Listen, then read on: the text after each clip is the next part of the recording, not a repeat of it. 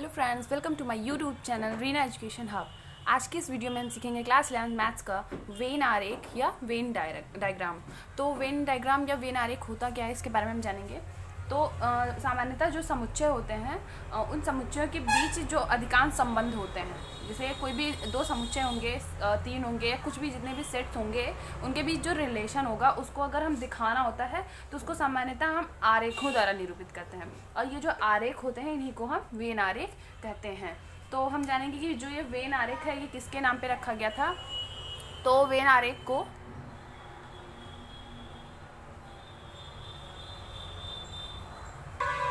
John when के नाम पे, मतलब इसको इन्हीं के नाम पे वेन आरेख का नाम रखा गया था। ठीक है। और अगर हम देखें कि जो वेन आरेख होते हैं इनको हम दिखाएंगे कैसे, तो जो सामान्यतः वेन आरेख होंगे उनको ज़्यादातर हम क्या करेंगे कि एक कोई बड़ा समुच्चय होगा, उसके कई सारे उप समुच्चय होंगे, ऐसे ही वेन आरेख को दिखाया जाता है। तो जो एक बड़ा समुच्चय होगा, उस सार्वत्रिक समुच्चय होगा, उसको हम आयत के द्वारा दिखाते हैं। सामान्यतः तो जितने भी आरेख होते हैं उनको आयतों और वृत्तों के द्वारा दिखाया जाता है, वृत्तों से निरूपित करते हैं। और इसमें आयत क्या होते हैं और वृत्त क्या होते हैं, तो जो सार्वत्रिक समुच्चय होंगे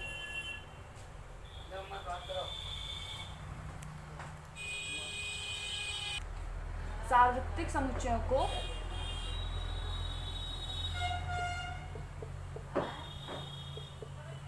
आयतों के द्वारा दिखाते हैं। ठीक है, आयतों से। और जो इसके उप समुच्चय होंगे, इसके उप समुच्चयों को वृत्तों के द्वारा दिखाते हैं।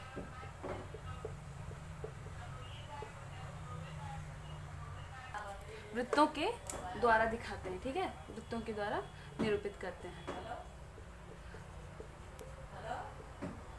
अभी आपको ये वैसे मतलब समझ में नहीं आया होगा, अगर आप इसके एग्जाम्पल्स देखेंगे तो आपको बहुत अच्छे से समझ में आ जाएगा। आप इतना अगर स्क्रीनशॉट लेना चाहते हैं तो ले लीजिए, फिर आगे मैं बताती हूँ।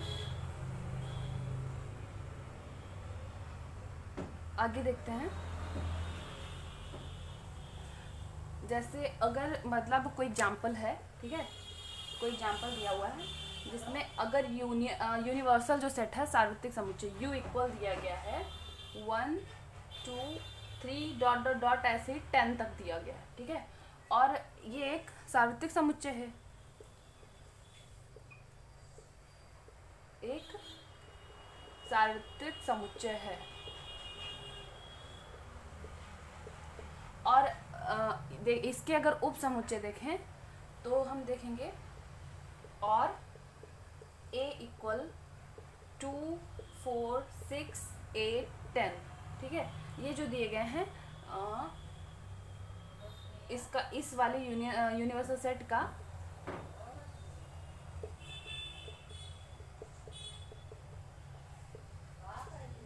सार्वत्रिक समुच्चय का, ये जो समुच्चय का उप समुच्चय है। ठीक है, उप समुच्चय है। तो अगर इसको हमें वेन आरेख से दिखाना तो इसका वेन आरेख हम कैसे बनेंगे, वेन आरेख कैसे हम बनाएंगे। जैसे मैंने अभी बताया कि जो यूनिवर्सल सेट होता है, यू सार्वत्रिक समुच्चय होता है, उसको हम एक आयत में दिखाते हैं। ठीक, और उसके जितने भी अवयव होते हैं उसमें हम रखते हैं। और जो उसका उप समुच्चय होता है उसको उसी में हम एक वृत्त के द्वारा दिखाते हैं। और उप समुच्चय के जितने भी अवयव होते हैं वो मतलब वृत्त में रहेंगे, और जितने यूनिवर्सल के होंगे सार्वत्रिक समुच्चय के वो उसमें रहेंगे। तो हम दिखाते हैं, जैसे ये हो गया आपका यूनिवर्सल सेट, ये हो गया आपका U। ठीक है, और इसके अंदर हम एक वृत्त लेंगे। ठीक है, ये हो गया हमारा वृत्त, जिसको हम A करेंगे। हमारा A वाला सेट ये हो गया, U वाला सेट ये हो गया। अब हमें देखना है कि जितने सार्वत्रिक समुच्चय के अवयव हैं वो इसमें होंगे। ठीक, और जितने उप समुच्चय के होंगे वो इसमें होंगे। लेकिन जो उप समुच्चय हैं वो किसके अवयव हैं, सभी यूनिवर्सल सेट के ही तो, सार्थक समुच्चय के ही तो हैं। तो जो इसमें आ जाएंगे वो यूनिवर्सल सेट में इधर नहीं शो करेंगे, क्योंकि ये उप समुच्चय है ये यूनिवर्सल सेट में ही तो है। तो हम देखेंगे, जैसे हमने यहाँ 1 कर दिया, ठीक। फिर हम 2 देखते हैं, तो 2 जो है वो ए में भी है, तो 2 यूनिवर्सल में भी है और ए में भी है, तो 2 को हमने यहाँ कर दिया, ठीक। अब हम देखते हैं 3, तो 3 ए में नहीं है, केवल यू में है, तो हमने यहीं कहीं 3 लिख दिया। फिर हम देखते हैं 1 2 हो गया, फिर 3 है, फिर उसके बाद में 4 आएगा, 4 हमारा ए में भी है, तो 4 को हमने यहाँ कर दिया। फिर 5 आएगा, तो 5 इसमें नहीं है, तो 5 को हमने यहाँ कर दिया यू में। फिर इसमें 6 आएगा यू में, जो 6 ए में भी है, तो हमने 6 को यहाँ कर दिया। फिर यू में 7 आएगा, और 7 ए में नहीं है, तो 7 को हमने यहाँ कर दिया। फिर देखते हैं इसके बाद 8 आएगा, और 8 ए में भी है, तो 8 को हमने यहाँ कर दिया। फिर आएगा 9, जो यू में है ए में नहीं है, तो हमने 9 को यहाँ कर दिया। और जो फिर लास्ट आएगा 10, वो यू में भी है और ए में भी है, तो हमने 10 को यहाँ कर दिया, ठीक। मतलब जो ए है वो यू का ही तो एक सबसेट है, उप समुच्चय है, तो जो ए के अवयव होंगे वो यू में भी होंगे, ठीक। और जो यू के और बचे हुए अवयव हैं वो ए में नहीं है, तो जो बचे हुए अवयव हैं वो केवल यू में है, तो यू में दिखाएंगे, और जो ए में है वो यू में भी है, तो ए को हमने यू के अंदर ही तो दिखा दिया। तो इस तरीके से हमारा वेन आरेख या वेन डायग्राम बनता है। आप इसका स्क्रीनशॉट लीजिए, फिर मैं दूसरा एग्जाम्पल एक और बताती हूँ। दूसरा एग्जाम्पल देखेंगे। दूसरे एग्जाम्पल में u जो दिया गया है वो अगर दिया गया है 1 2 3 और ... 10, ठीक है। और इसका जो उप समुच्चय a है वो है 2 4 6 8 एंड 10, लेकिन इसका एक उप समुच्चय तो ये है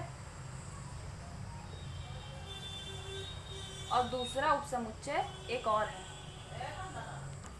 और एक और इसका जो उप समुच्चय है वो 2 हैं, एक ये है और ए है, और दूसरा हो गया बी में कितने 4 और 6। मतलब हमारा एक यूनिवर्सल सेट दिया गया और 2 सबसेट दिए गए हैं यू के, ठीक है। तो अगर हमें इसे दिखाना है तो इसका वेन आरेख कैसे बनाएंगे? वेन आरेख इसको हम दिखाएंगे। पहले तो हमने बताया था कि आयत में ही यूनिवर्सल सेट होता है, तो हमने एक आयत लिया जो कि U है, ठीक।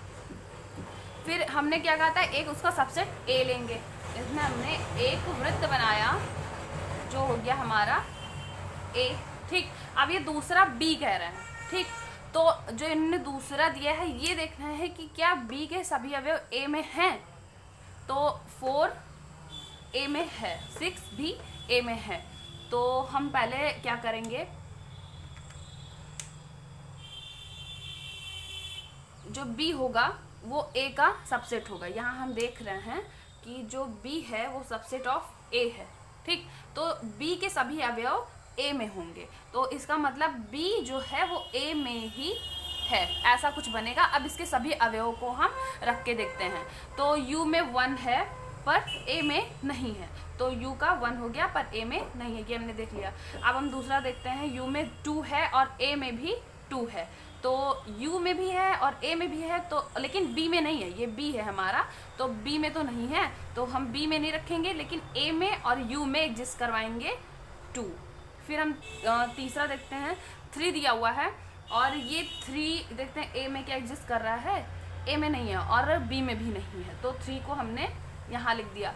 फिर हम देखते हैं U में नेक्स्ट जो होगा वो क्या आएगा, 4 आएगा। 4 का टर्न हम देखते हैं A में है, हाँ ए में भी है। फिर हम B में देखते हैं तो B में भी दिया, मतलब जो 4 है वो A में भी है, B में भी है और U में भी है। तो हम देखते हैं पहले तो U ये हो गया, उसके अंदर A हो गया, उसके अंदर B हो गया, मतलब जो 4 है वो तीनों चीज़ में एग्जिस्ट। तो अगर हम 4 को इस वाले वृत्त में रखें तो 4 B में भी है, फिर ये B A में, मतलब 4 A में भी हो गया, और ये A और B दोनों मिलके U में है, इसका मतलब ये 4 U में भी है। ये तीनों चीज़ों में एग्जिस्ट कर रहा है 4, ठीक। अब हम देखेंगे नेक्स्ट 4 हो गया, 5 देखेंगे तो 5 क्या U में है, तो U में तो है लेकिन A में नहीं है और B में भी नहीं है, तो 5 जो है वो केवल U में है। अब हम नेक्स्ट देखेंगे 5 के बाद यहाँ 6 आएगा, तो 6 देखते हैं ए में है और बी में भी है। तो फिर हमको जैसे हमने 4 को एग्जिस्ट करवाया था कि वो तीनों में एग्जिस्ट करे, तो ऐसे 6 को भी हमें तीनों में एग्जिस्ट कराना, तो हम इसको बी में रखेंगे। तो ये बी में भी है, ए में भी है और यू में भी है। उसके बाद हम देखेंगे 7, तो 7 यू में है केवल, बी ए में भी नहीं है, बी में भी नहीं है, तो इसको 7 को हमने केवल यू में रखा। फिर हम देखते हैं 8, तो 8 यू में है और ए में है, बी में नहीं है। तो यू और ए दोनों को एग्जिस्ट कराने वाला केवल ए है, तो ए में हम अगर रखेंगे, ए में हमने क्या 8 रख दिया, तो ये ए और यू का हो गया। फिर हम देखते हैं 9, तो 9 यू में है, ए और बी में नहीं है, तो ये केवल यू का हो गया। उसके बाद 10 लेते हैं, तो 10 यू में दिया गया है और ए में दिया गया है, तो 10 यू और ए और यू को मिला के हम यहाँ 10 कर देंगे। अब हम देखते हैं, अगर हम इसको ध्यान से देखें तो जो बी के अवयव हैं वो कौन कौन से हो गए, 4 और 6, ये देखिए वैसा ही है। फिर अगर हम ए में देखें तो ए में हमारे कितने अवयव हैं, 2 है, 8 है, 10 है, ठीक, ये तो हो ही गया। और 4 और 6 भी है, क्योंकि जो बी है वो ए का ही सबसेट है और बी ए के अंदर ही दिखाएगा। तो हम देखते हैं 2, 4, 6, 8 एंड 10 जो ए के सभी अवयव हैं। अब हम यू में अगर देखें तो ये जितने अवयव हैं ए, बी के और यू के सभी मिला के यू के हैं, तो 1, 2, 3, 4, 5, 6, 8, 7, 9 सभी तो इसी में आ रहे हैं, यू में आ रहे हैं। तो इस तरीके से हमारा एक वेन आरेख बनता है। आप इसका स्क्रीनशॉट ले लीजिए। आई होप आपको ये वीडियो पसंद आई होगी, आपको समझ में आया होगा। अगर आपको ये वीडियो अच्छी लगी है तो प्लीज़ लाइक कीजिए, शेयर कीजिए और कमेंट में बताइए कि आपको ये वीडियो कैसी लगी। अगर आपने हमारा चैनल अभी तक सब्सक्राइब नहीं किया है तो प्लीज़ सब्सक्राइब कीजिए, क्योंकि आपको आगे की वीडियोस, आगे के क्वेश्चन ऐसे ही पता चलते रहेंगे। अगर आपने हमारा वीडियो देखा है, आपको समझ में आ रहा है, तो आगे के वीडियोज़ के लिए आप हमारे चैनल को सब्सक्राइब कीजिए। Thank you.